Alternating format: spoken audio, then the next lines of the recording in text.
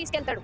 అంటే ఇవన్నీ కూడా మనకు చెప్పాలంటే ఫస్ట్ మీ ఇంట్లో నుంచి మీరు సైన్యం స్టార్ట్ చేయండి. భగవద్గీత ఎంత గొప్పదో మనకు తెలుసు, కానీ బైబిల్ అన్నది చాలా నేను చెప్తున్నా కదా చాలా నీచమైన పుస్తకం చాలా నీచమైన పుస్తకం నా దృష్టిలో.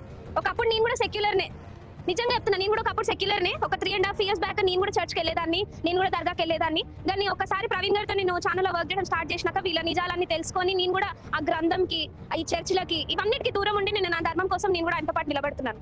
ఇట్లా హాయ్ ఫ్రెండ్స్, ఇప్పుడే మీరు వీడియో చూసిండ్రు కదా. ప్రవీణ్ మళ్ళా వాళ్ళ టీం అందరూ కలుసుకొని కొంతమంది ఏమీ తెలియనటువంటి చిన్నపిల్లల్ని, ఆడవాళ్ళని కూర్చొని పెట్టుకొని బైబిల్ అనేది చాలా నీచమైన పుస్తకం అనేసి అపప్రచారం చేస్తూ ఉండరు. చూడండి, ఇటువంటి వారికి మనం సమాధానం చెప్పవలసిన ఎంతో అవసరం అయితే ఉంది. చూడండి, వీళ్ళు సమాజానికి ఎటువంటి మేళ్ళు చేయటం లేదు, కానీ వీళ్ళ వల్ల ఎవరికే కానీ ఎటువంటి లాస్ అవ్వదు, కానీ అపప్రచారం అధికంగా చేస్తూ ఉన్నారు. కాబట్టి ఇటువంటి వాళ్ళకి మనము ఓళ్ళ గ్రంథాల్లో నుంచే సమాధానం చెప్పేది చాలా అవసరమైంది. కాబట్టి చూడండి, ఈరోజు మనం చూద్దాము దేవి భాగవతము. ఇది ఆచార్య బేతవోలు రామబ్రహ్మం రచయిత. ఈ యొక్క బుక్ గురించి చూసేటప్పుడు ఇది కేంద్ర సాహితీ అకాడమీ పురస్కారం అందుకున్నటువంటి బుక్ ఇది. ఈ బుక్లో ఒక విషయం రాయబడి ఉంది, దాన్ని మనము చూద్దాము. దాన్ని చూసినాక మీరే ఆలోచించండి, ఎవరి గ్రంథాలు నీచమైనవి, ఎవరు ఇలా కట్టుకథల్ని రాసుకొని పెట్టుకొని ఉండరు, ఎవరి గ్రంథాల్లో అధికమైన బూతులు ఉండయో మనం చూద్దాము. చూడండి, ఇక్కడ చూసేటప్పుడు దేవి భాగవతం పేజీ నంబర్ 21.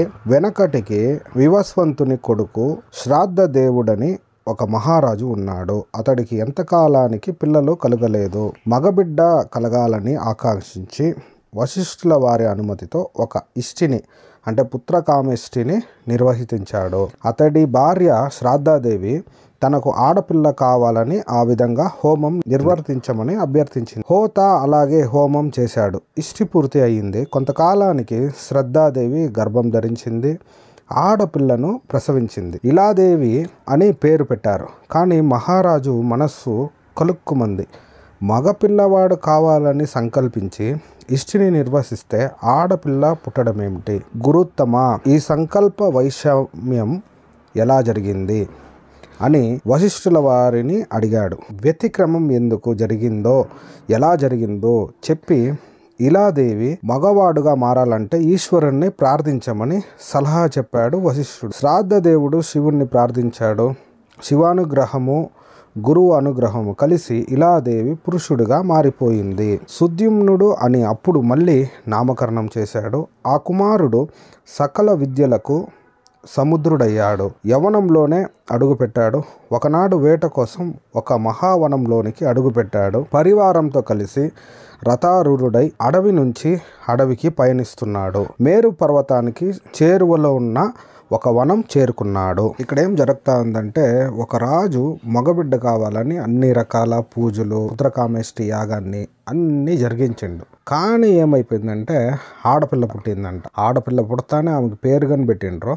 తర్వాత పోయి ఆ పూజారి దగ్గర అంటే వశిష్ఠుడి దగ్గర పోయి అడగతా ఉంటారు, ఇలా అయిపోయిందే, ఏంది ఆడపిల్ల పుట్టింది అట్టా ఇట్టా అంటే, అప్పుడు ఆ వశిష్ఠుడు చెప్తాడు, నువ్వు పోయి శివుణ్ణి ఆరాధించు, శివుడిని అడుగు, నీకు ఆడపిల్ల పుట్టింది కదా, వాడు మగబిడ్డ అవుతాడు అనేసి చెప్తానే, అదే రీతిగా ఈ రాజు పోయేసి మళ్ళా శివుణ్ణి ఆరాధిస్తానే ఈ ఆడపిల్లగా పుట్టినటువంటి ఇతనేమైపోయిందంటే మగబిడ్డగా మారిపోతాడు. ఇది ఏమైనా సాధ్యపడద్దా? మీరే ఆలోచించండి. ఇటువంటి గ్రంథాల్లో ఇటువంటి కార్యాలన్నీ రాసుకొని మీరు పరిశుద్ధమైన గ్రంథాన్ని దూషిస్తూ ఉండరు. ఇది ఎంత నీచమైన కార్యమో తెలుసా? మీకేమైనా బుద్ధి ఉంటే బైబిల్ని దూషించే వాళ్ళు ఫస్ట్ మీ గ్రంథాలని మీరు చదువుకోండి. మీ గ్రంథాల్లో ఏమి రాయబడి ఉండి వాటిని తెలుసుకొని మీరు మాట్లాడాలి. చూడండి, తర్వాత చూసేటప్పుడు ఇప్పుడు అసలైన మ్యాటర్ వచ్చేది. శివుడు పార్వతి క్రీడిస్తున్నారు. చూడండి, ఇలా ఆడబిడ్డగా పుట్టి మగబిడ్డగా అయిన ఈ వ్యక్తి కొన్ని రోజులకి యుద్ధం చేసేదానికి రాజుగా అన్ని విధాల రెడీ అవుతాడు. ఇతను అడవి తిరిగి ప్రయాణిస్తూ ఉండే సమయంలో ఒక అడవికి వస్తాడు. ఆ అడవిలో ఏం జరుగుతుందని మనం ఇప్పుడు చూద్దాం. చూడండి, ఆ వనానికి ఒక చరిత్ర ఉంది. ఒకప్పుడు శివ పార్వతులు అక్కడ క్రీడిస్తుండగా శివ దర్శన లాలనులైన మునులు తెలియక హఠాత్తుగా ప్రవేశించారు. పార్వతి సిగ్గుపడింది. అది గ్రహించిన మునులు వెంటనే వెళ్ళిపోయి శ్రీహరిని శరణు వేడుకున్నారు. కానీ పార్వతిని సముదాయించడం కోసం శివుడు ఆ వనానికి ఒక శాపం ఇచ్చాడు. ఈ రోజు నుంచి ఈ వనంలోకి ప్రవేశించిన పురుషులెవ్వరైనా సరే స్త్రీలుగా మారిపోతారని కట్టడి చేశాడు. ఈ వృత్తాంతం తెలిసిన పురుషులెవ్వరూ ఆ వనం దరిదాపులకైనా వెళ్ళరు. చూడండి, ఒక శివుడు పార్వతి ఇద్దరు అడవిలో క్రీడిస్తున్నారంట. చూడండి, దేవుడికి ఉండాల్సిన క్వాలిటీలు ఏమైనా ఉండయా? దేవుడు ఎక్కడైనా క్రీడిస్తా ఎవరి జట్లైనా చిక్కుతాడా? బైబిల్లో ఉండేటువంటి దేవుడు ఇటువంటి పనులు చేసుండా?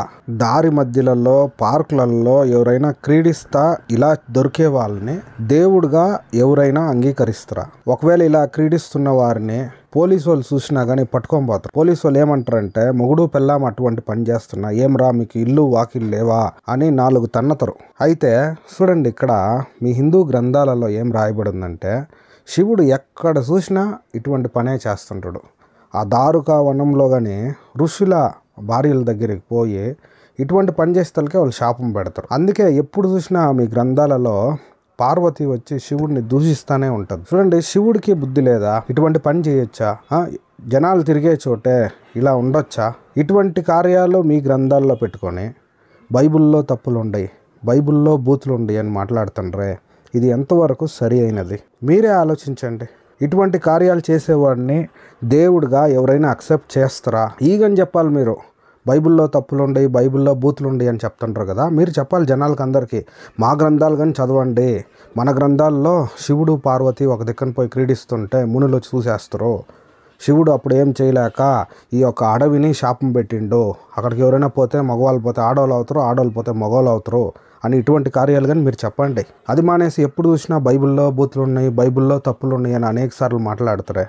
చూడండి, తర్వాత చూసేటప్పుడు ఈ రాజు చేతిలో ఉండే వాళ్ళందరూ ఏం చేస్తారంటే తెలియకుండా ఆ అడవిలోకి ప్రవేశం చేస్తానే వాళ్ళు నెమ్మదిగా కంప్లీట్గా ఆడవాళ్ళుగా మారిపోయేస్తారు. మనకు బయటకు వచ్చేదానికి వీళ్ళు కంప్లీట్గా ఆడవాళ్ళు అయిపోయి ఉంటారు.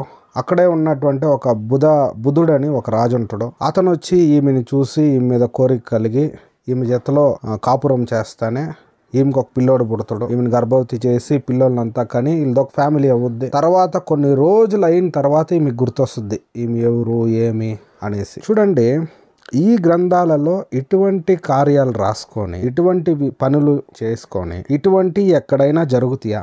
ఇటువంటి పనులన్నీ వీళ్ళ గ్రంథాల్లో అనేకం పెట్టుకొని వీళ్ళు బైబిల్ని దూషించడం, బైబిల్ని చెడుగా చిత్రీకరించడం, ఇది ఎంతవరకు సరిగా ఉంది? ఈ వీడియో చూస్తున్న ప్రియ వీక్షకులారా, హైందవ సహోదరులారా, మీరే ఆలోచించండి. మీరు సత్యాన్ని తెలుసుకోండి. మీకు అందుబాటులో ఉండే అన్ని గ్రంథాలని తీసుకోండి. మీ గ్రంథాల్లో ఏం రాయబడి ఉందో చదవండి. మీరందరూ సత్యాన్ని తెలుసుకోవాలా, సత్యం వైపుకి నడవాలనేసే ఈ వీడియో చేసి అప్లోడ్ చేస్తున్నాము. దేవుడు మిమ్మల్ని ఎక్కువగా కాపాడునుగాక. ఆమేన్.